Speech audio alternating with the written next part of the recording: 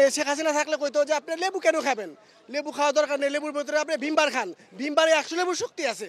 Doctor ইউনূসের মতন লোক যদি এই দেশ যদি শান্তি না করতে পারে, কোনো দলীয় শান্তি করতে পারবো না। যে দাম আছে এখন আর এর চেয়ে কম দাম হওয়া দরকার নেই, এর চেয়ে কম দাম হলে তো কৃষক মরে যাবো।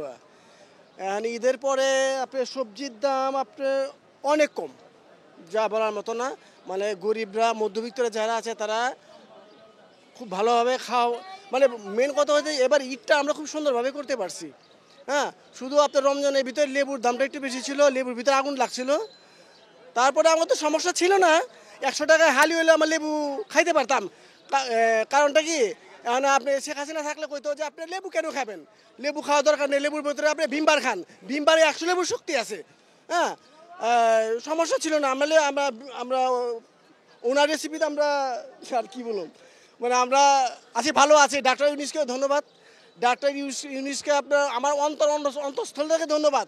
সে যেভাবে দেশটা পরিচালনা করতেছে, যেভাবে আমরা ঈদটা শান্তি মতো করতে পারছি, মানে বিগত 15-16 বছরের ভিতরে এত ভালোভাবে ঈদ করতে পারি নাই।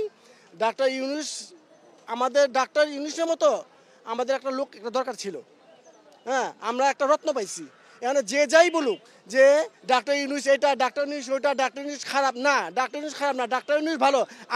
আমরা জনগণ খারাপ, আমরা ভালো না।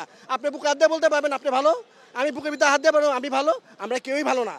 আগে দেশটা যদি সুন্দর করতে চাই আমাদের ভালো হইতে হইব।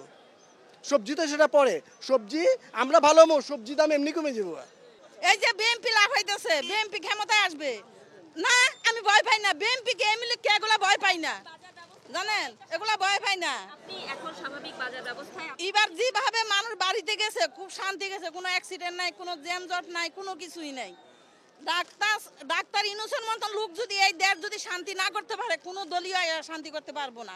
ওর মতন ভালো মানুষ এই পৃথিবীতে নাই, জানেন। গরিবের পাশে ক্ষুদ্র ক্ষুদ্র ঋণ দিয়া কে দাঁড়াইছে? ডাক্তার ইউনূস দাঁড়াইছে। ও কোনো সুদখোর না। ও যদি না দাঁড়াইতো আমরা ভাঙা করে থাকতে হইতো। আমরা ঘরও পাইছি, আমরা ব্যবসা বাণিজ্য করে আমরা খাইছি। ওরা যে মানুষের সুদখোর ডাকে, কিন্তু যে সুদখোর ডাকে ওই আসল সুদখোর, জানেন। দাম কেমন এখন? এখন নিরাপত্তা, এখন শান্তি মতন এইবার আমরা রোজা করছি, জানেন।